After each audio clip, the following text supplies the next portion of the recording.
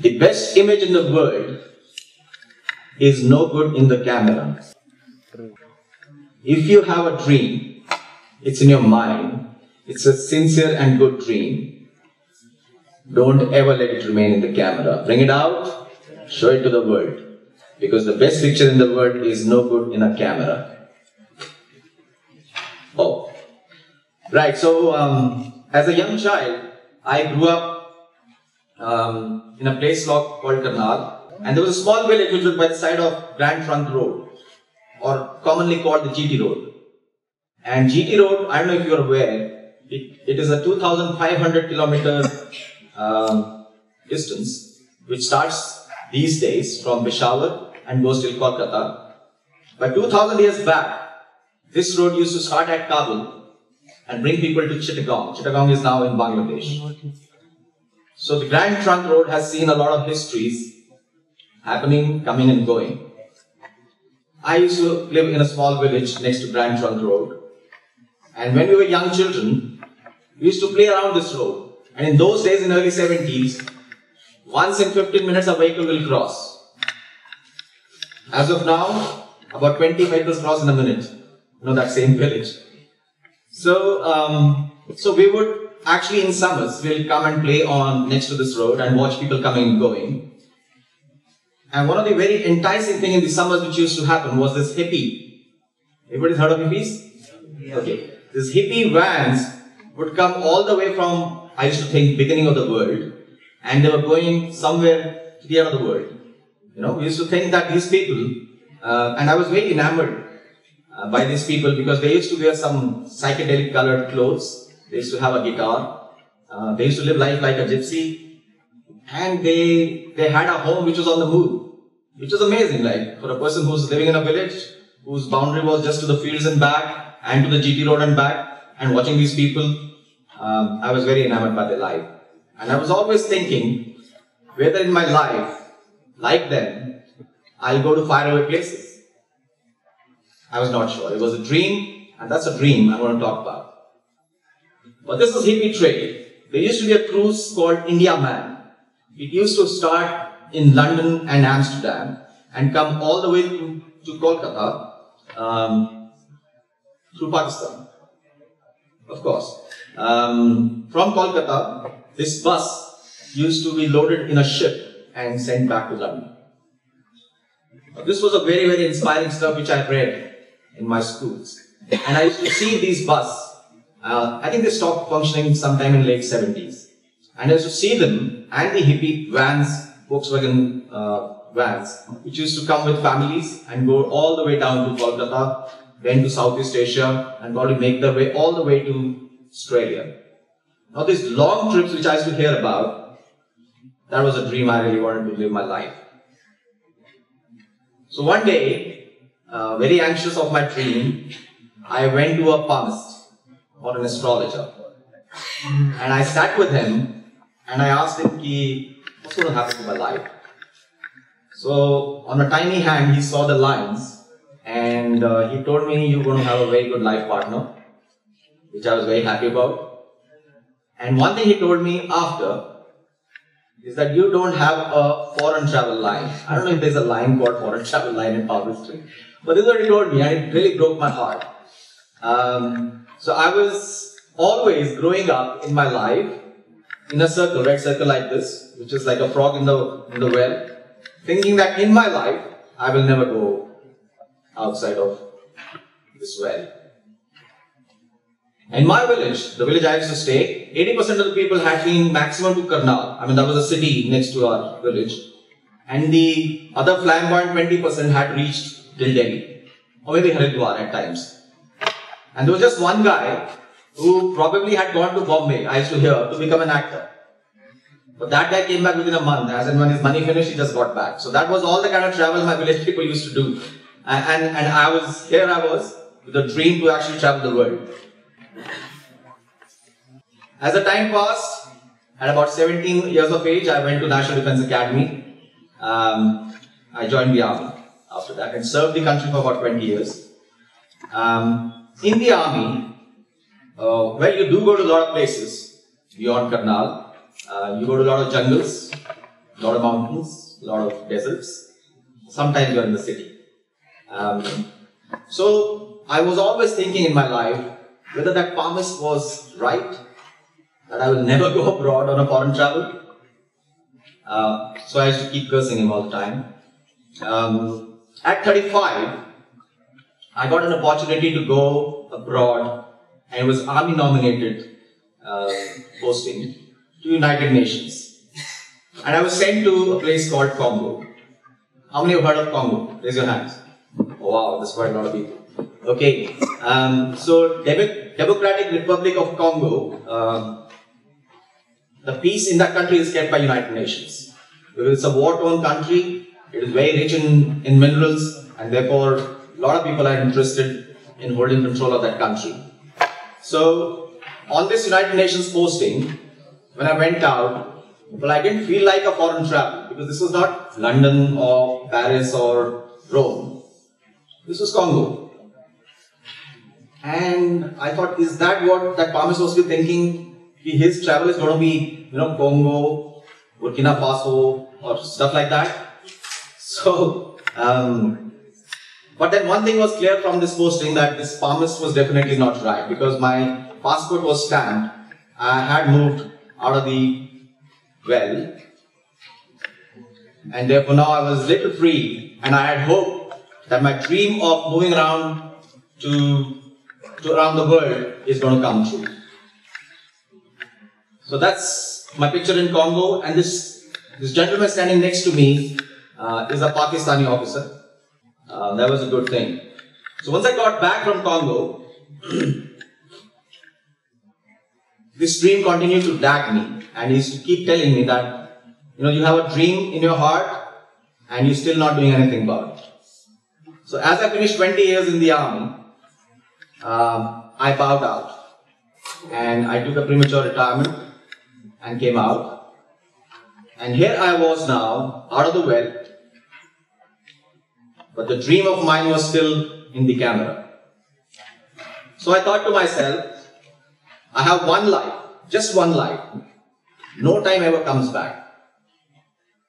Half of my life, like an interval of a movie, is over, and my picture is still in the camera.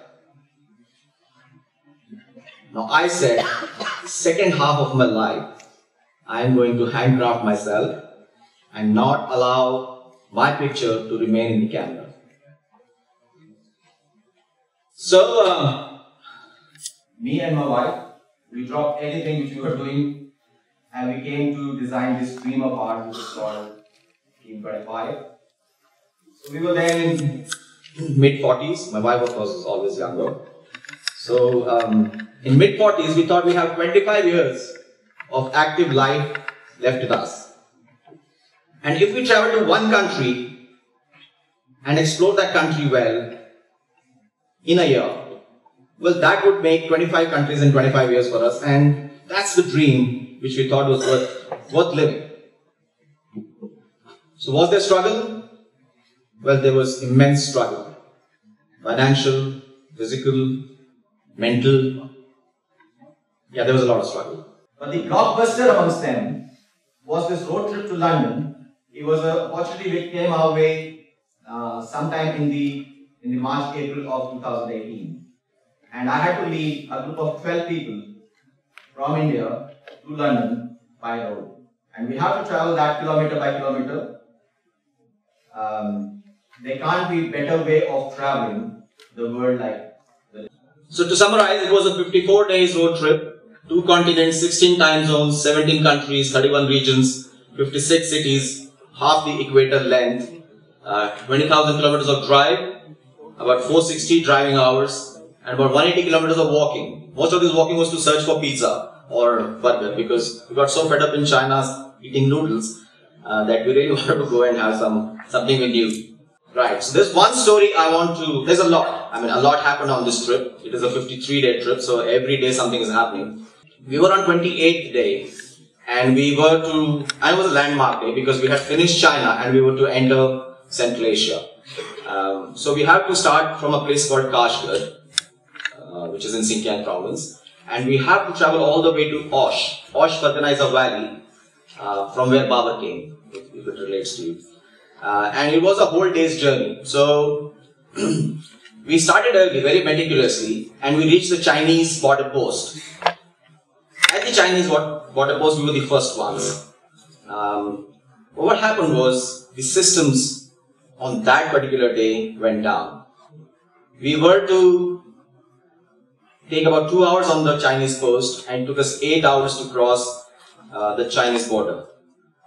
We thought we'd be out in the morning, and it was in the evening that we were able to go ahead and cross the Chinese border.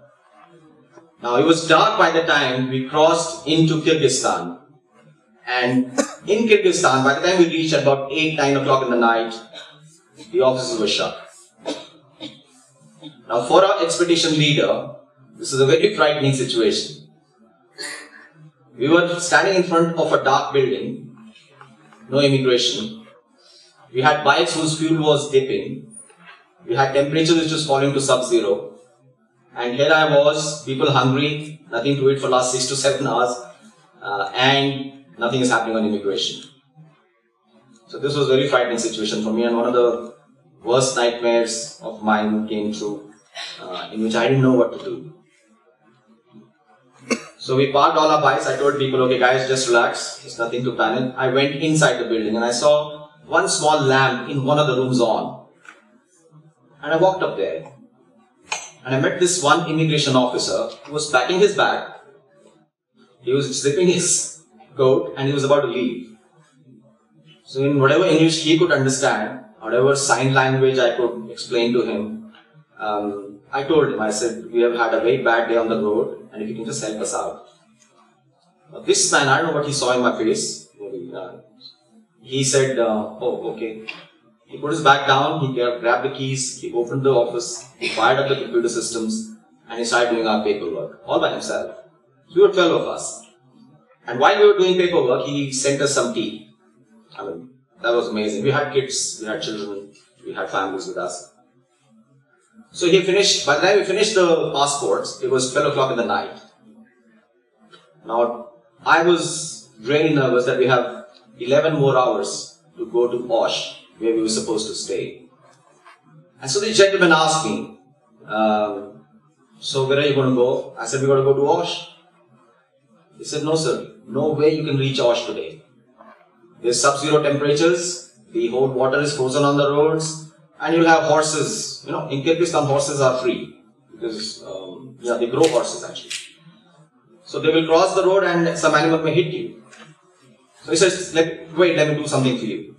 So he called a family in a village and he arranged accommodation for us.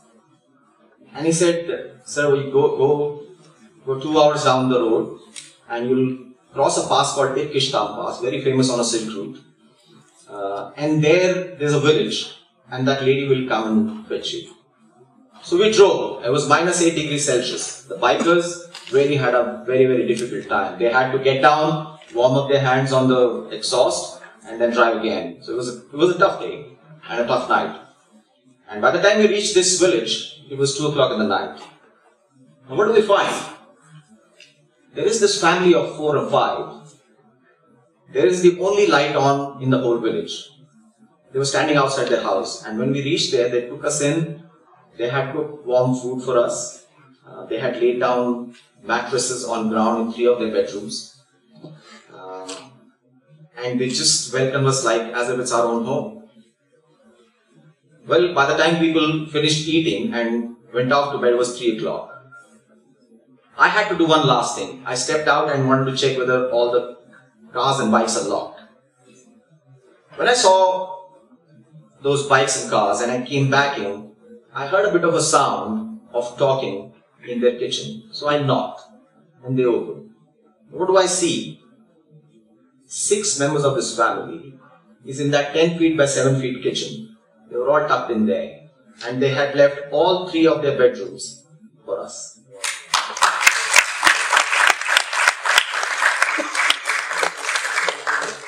And to mind you, this was a Muslim family and it was a Ramzan month.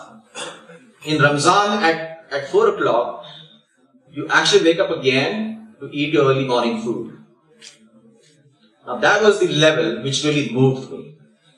Many stories happened on this London trip like this. On one of the occasions, well, that's the family, and that's the pass. That peak in the rear is called Mount Lenin. So these are they were all communist bloc, and so all the peaks are not there. There's a communist footprint everywhere in Central Asia. So that's a family. So in another story, I was in Kazakhstan. So in Kazakhstan, the petrol pumps are far in between. And if you miss one petrol pump, probably you may be out of fuel. And that's what happened to us. We started in the morning and we were to fuel at about 400 kilometers for this vehicle. And that fuel pump didn't have fuel. So we started moving to whatever distance we could and moved forward. And finally, this vehicle, which was a logistic vehicle, ran out of fuel. Within about 15-20 minutes, there was this Uzbek, this is Kazakhstan, but there was a Uzbek trucker, who was coming down. And he saw us standing there. He got down from his truck. He was with his family. His wife was with him in the truck. He got down from his truck and asked us. And we said, we are out of fuel. He said, I know, because in this place, so you should always carry reserve fuel. He gave us 21 liters of diesel, some local bread and food. And we wanted to pay him. He refused to take the money. He said, no, this is God's work and this is a Ramzan month. I cannot take anything from you. I mean, I'm blessed that I'm helping you out in stuff like this. In China, we got stuck in a windstorm. You see these bikes, why they're leaning to the right? They're actually facing a 80 kilometers per hour sandstorm. And this day, my son who was with me, he's 14 and 15 now, he asked me, Dad, are you going to die today? Because this was definitely a very, very dangerous situation. We actually, after this picture, we put the bikes down on the road and we went down under a bridge culvert to hide ourselves. And one phone call to the authorities, they blocked the highway because it's only one way you can travel. It's a 6-lane highway. On one side you can only go forward. So they had to block the whole highway and they brought us slowly back to our hotel. Now, on the road trip to London, there were at least a dozen more situations in which we found this was insurmountable. We thought we will get stuck. We thought we'll really have a bad time. We thought we'll have accidents. But none of that happened. The moment we faced a situation, sooner or later, some or the other help came our way. Now just imagine, why would some immigration officer on his way home stop by and do your immigration out of the line, and then he'll arrange a stay for you? Why would a family who's going through a Ramzan month wake up in the middle of the night, cook food for you, vacate all 3 of their bedrooms for you? Why would an Uzbek trucker get down and give you free diesel? Why and how would you get saved from a life-threatening situation like a storm like this? Well, let me tell you why. If you have a very strong will, and if you are on a noble mission, there is always humanity and help and support available. I can tell you this 53-day road trip which we did, there must be about 20 to 30 situations in which we thought we'll get stuck. But we did not get stuck. On 21st of June 2018, we were supposed to finish in London at 5 o'clock. We finished at 4. It was ahead of time with all these problems solved.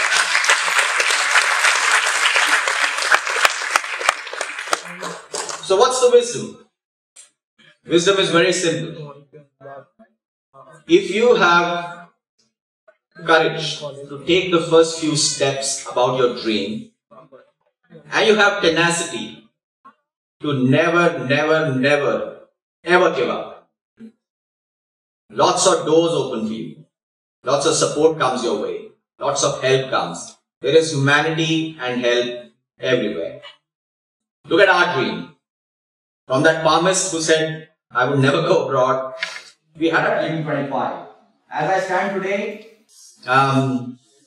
in last 7 years of our company's existence, I've done 34 countries. So Dream 25 is already a little distance behind. Now I have Dream 50. Why not? I mean, I'll start in India, go all the way down to Australia, then fly down to Alaska, Anchorage, come all the way down to Buenos Aires, then go to Cape Town, then go all the way to London. From London, I'll go all the way to Vladivostok. That covers 7 continents in a year's travel. Well, that's my next dream, because Dream 25 was so encouraging and so life fulfilling for me. Yeah, 7 continents, 1 lakh. Why not? So this brings me to the thing I started with. Best image in the world is no good in a camera. You have to bring it out and make it into a reality. And let me tell you this. This wonderful world you see today, this Columbus discovering America, somebody going on to moon, was sometimes somebody's dream. They brought it out and they had courage to not give up. And that's when amazing stories of success are made. So here I would finish the talk I have to give. And I wish and pray that your sincere dreams all come true. Thank you.